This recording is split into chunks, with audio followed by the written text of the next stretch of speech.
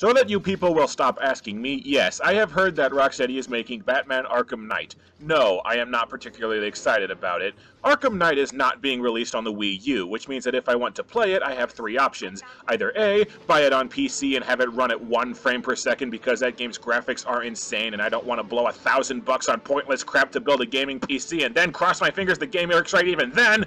B, wait a year and see if Warner Brothers releases a Wii U port like they did with Arkham City, which is looking unlikely after what happened with Arkham Origins. Or C, cave in and buy a PlayStation 4. So I don't want to hear shit about Bayonetta 2 being a Wii U exclusive when Wii U owners are getting screwed like a prison bitch by everyone else in the industry, you entitled whiny shits!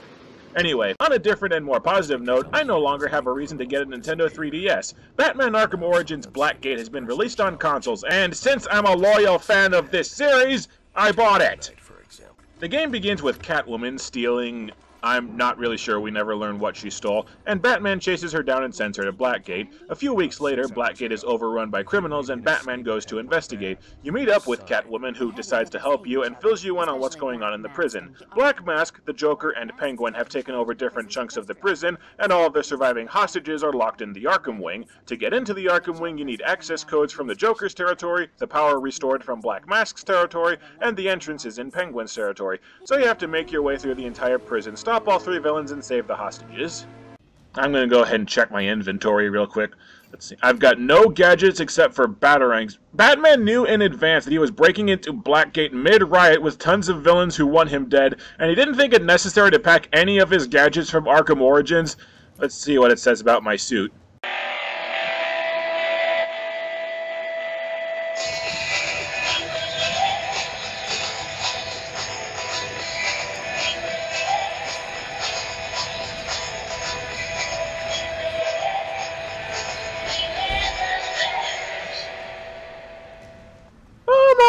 I'm so happy right now. At least somebody else likes Beware the Batman as much as I do, since Cartoon Network screwed it into oblivion.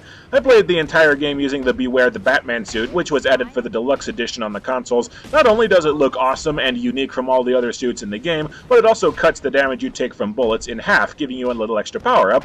The deluxe edition also includes the Year Zero suit, which is the new 52 version of Batman's first ever comic suit. It's just a normal suit with purple gloves that you can barely see because the camera zooms out so far. Whoop-de-doo. Blackgate is a side-scroller with doors, curving hallways, and grates in the background to give the game a 3-dimensional map. The game actually plays and feels a lot like one of the 2D Metroid games, one of the Metroid games that doesn't blow ass, and since the Metroid series has been shoved into the closet ever since that thing which shall not be named, a new spiritual Metroid game is something the world sorely needs right now. You spend a lot more time exploring Blackgate, seeing how far you can go with the gadgets you've acquired, then backtracking to find a gadget you need to proceed further towards getting to the next villain. The game has a much stronger emphasis on exploration than on the combat and stealth that the Arkham games are known for. Not that I'm complaining, the maps are large and complex enough that active exploration is pretty fun. It can just be jarring if you pick up this game expecting a more classic Arkham experience like the console games. I'm actually surprised at how complex some of the puzzles are in this game. There's like one big puzzle room before the final showdown with each of the 3 bosses, and they're surprisingly stimulating. Like right before you take down Black Mask, you have to go around a generator room planting explosive charges, find your way to all 3 generators, and then detonate all 3 explosive gels at once, and that's saying nothing as some of the rooms that are so large that they're like mazes unto themselves. You can fight the 3 villains in any order, and it doesn't really matter which order you do them. Hunting down each villain requires a gadget from a different villain's territory, so no matter what you do, you'll be forced to stop and go somewhere else at some point. You've got multiple objectives at once, and you can complete them as you please. The only impact the order you complete the objectives has on the game is that the last section of the game will change slightly depending on which of the 3 villains you took down last. Otherwise, the game is completely open. You have 4 gadgets to explore the prison: Batarangs, the Line Launcher, the Bat Claw, and the explosive gel gun from the Dark Knight, which I almost leaped for joy upon collecting. Each of your gadgets, except for the Bat Claw, has upgrades to collect, which in true Metroid fashion unlocks more paths for you to explore, aside from all 4 of them being really fun to use. There are also a ton of optional upgrades, ranging from parts to unlock new suits, to armor pieces that increase your health for you to collect and explore, again in true Metroid fashion. So there's plenty of things to do and explore in the game. Now, before we go any further, I need to stop and make something perfectly clear, because people seem to get the impression that a game sucks when I complain about it for 15 minutes straight. But I really like Batman Arkham Origins Blackgate. This is a legitimately good game, and I would recommend the game to pretty much anyone. I want to make that perfectly clear. because the rest of this review is going to be a lot of complaining. So keep that in mind. First off, the combat is not nearly as good as the regular Arkham games. Many of the enemies require you to use the cape stun before you attack them, and when you use the cape stun, Batman does not seek out an enemy like he does in the main games. He just uses the stun directly in front of him, and most of the time you hit absolutely nothing. Same thing as when you try to leap over an enemy. Sometimes Batman will flip over the enemy, but if you're not close enough to the guy, Batman will just dive towards him and usually take damage. There isn't an XP or upgrade system in this game, so there's no real need to do well in combat aside from the desire to be less dead. You can pick up rush meters where you do more damage if you're at full health at the end of a fight, but these bars are pretty much useless. You lose them if you take a single hit, and even when I have them, I don't notice any change in the combat. The stealth sections also feel really easy. The enemies have horrible aim, and you take damage really slowly after being spotted, though in fairness, this could have been due to me using the Beware the Batman suit the entire game. If you get spotted, you can just run to the enemy and punch him out, assuming there aren't a ton of enemies left, and you'll just about be forced to do this. The stealth encounters have been greatly simplified to accommodate the 2D gameplay, but the problem is they've been simplified too much. Stealth encounters have very simple terrain. There's maybe 1 or 2 vantage points or hiding spots, so if you get spotted, most of the time there's nowhere to run that you'll get out of sight, so running up to the enemy and punching him out is your only option. Also, your gadgets don't do squat to enemies unless they aren't alerted to you. If they know where you are, they will dodge every single gadget you throw at them, and none of your gadgets have the ability to take an enemy down. Your gadgets are pretty much exploration tools, and that's it, so the game doesn't have near the depth that its console counterparts have. It's weird. Blackgate works really good as a Metroid-style exploration game. Everything else, it's inferior in every conceivable way, vastly inferior to the rest of the games in the Arkham series. Your detective vision is nearly useless. It doesn't really do anything except tell you where enemies are. It doesn't highlight anything else of importance in the environment. To study the environment, you have to hold down the L button, which brings up a circle, and move the circle around the screen to highlight whatever it is you want to scan. And you have to scan everything. Every time you want to use the bat claw, batarang, or explosive gel to get through an obstacle, you have to stop and scan the object in question, or else Batman just won't aim his gadgets at that obstacle. And this gets tedious really fast. Objects that can be scanned don't even appear on the detective vision. They only appear when the scanning reticle is already over the object in question, so you have to sweep the entire room with the scanner until you find something that's glowing.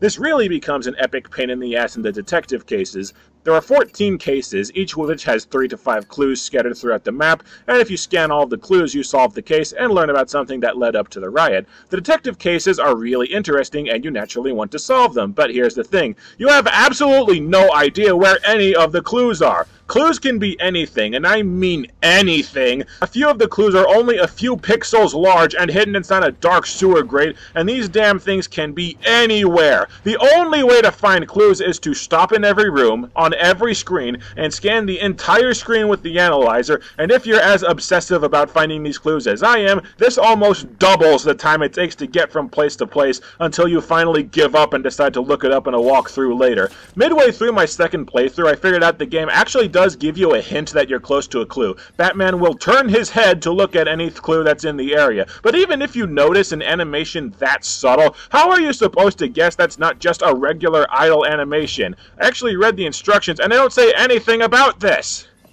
And there are a lot of sections in the game that just come down to trial and error. I died about a dozen times fighting Black Mask because this fight makes no sense. Check this. There's an alarm on either side of the room that you can hit with a batarang to distract Black Mask, hatches in the floor that you can crawl into, and 4 lights. If you touch any of the lights, Black Mask somehow immediately spots you and shoots you dead, even if he was distracted and looking in the other direction when you moved. Here's how the fight goes. You trigger the right alarm and then take out this first light with a batarang. For some reason, even though the 4 lights are identical, the first light is the only one you can break. Use the hatches to go to the other side of the room, and you can't approach Black Mask from either direction because you can't take out the lights and none of the hatches are close enough to do a takedown. You're supposed to trigger the alarm on the left side of the room, and once Black Mask shoots the air for about 5 seconds, he walks over to the other side of the room, and that's your chance to take down Black Mask when he walks over the middle hatch. There is absolutely no way for you to guess or figure out that Black Mask will move across the room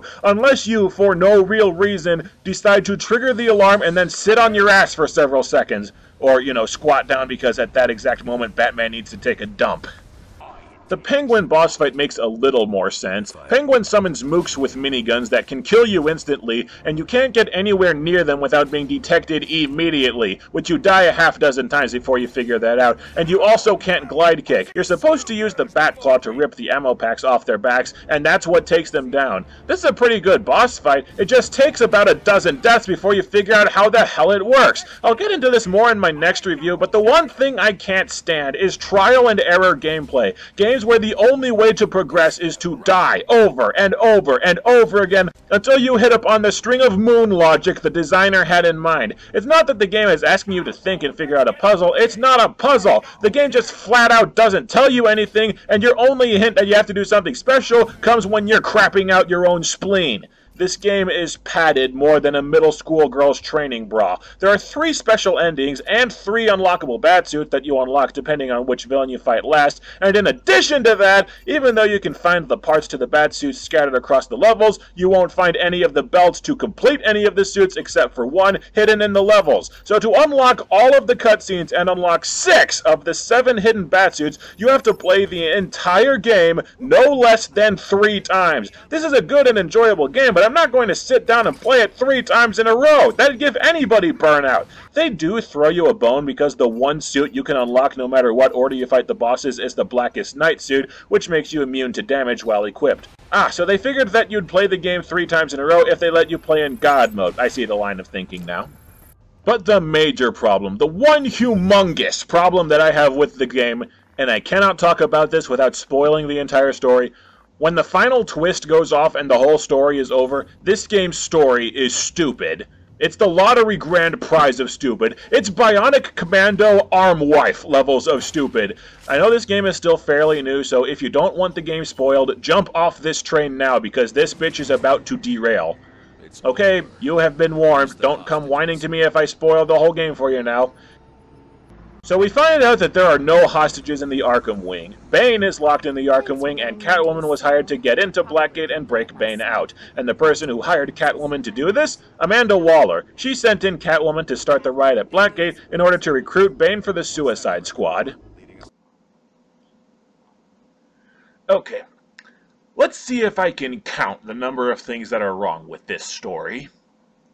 First of all, if there are no hostages in the Arkham wing, that implies that the entire rest of the prison staff is dead, or at best, about 90% of them are dead. And there's no way of knowing how many cops died trying to retake Blackgate, or how many prisoners killed each other in the resulting gang war. So let's be conservative and estimate that 100 American citizens, many of them innocent, died in this government-sanctioned operation.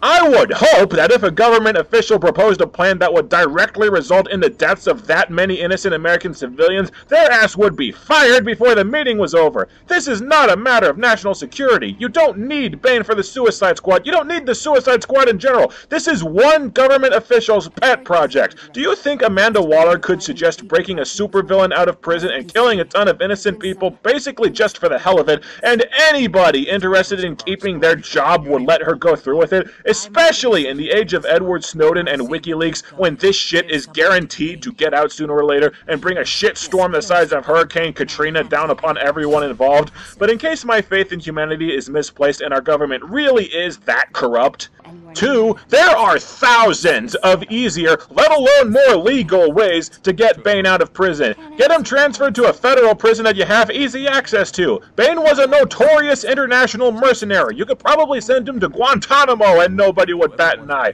Failing that, you wouldn't need much of an excuse for government people to come in and just have a chat with him. When you recruited Deathstroke, you just walked into the prison and asked him if he wanted to join. And speaking of Deathstroke, 3, if you're dead set on this stupid-ass prison riot plan, I would argue that Deathstroke would be a far better choice to send in than Catwoman, and I'm not being sexist. Catwoman's riot causes so much destruction to the prison that it becomes physically impossible to get into the Arkham wing without all of Batman's or Deathstroke's gadgets. If Batman hadn't shown up to do all the heavy lifting, Catwoman's chances of success were hovering comfortably around 0%. And before you say that Catwoman counted on Batman to show up, 4, Catwoman says that her plan was to cause a riot and sneak out with Bane, but her plans were screwed up because she didn't count on Batman showing up. Batman broke into Blackgate twice on Christmas Eve to investigate riots and breakout attempts. What the hell did you think was going to happen? Was she counting on him being out of town that weekend? Oh yeah, I can tell you had everything in hand before I showed up, Catwoman, considering that the riot had been going on for 6 hours before Batman arrived, and you still hadn't accomplished dick towards getting Bane out of prison, and I had to do everything myself. 5. Catwoman knew full well that she needs 3 things to get into the Arkham wing: keycard, power, and access to the entrance. Why didn't she secure any of those 3 items before causing the riot? Would it not have been easier to break Bane out and then start a riot on the way out? Did she think it would be easier to get all this crap together after hordes of rampaging killers were overrunning the place? Again, she had 6 hours before Batman showed up, and she still was nowhere near securing a single one of the things that she needed to get to Bane. What the hell was even her plan after starting the riot? Teleporting into the Arkham wing?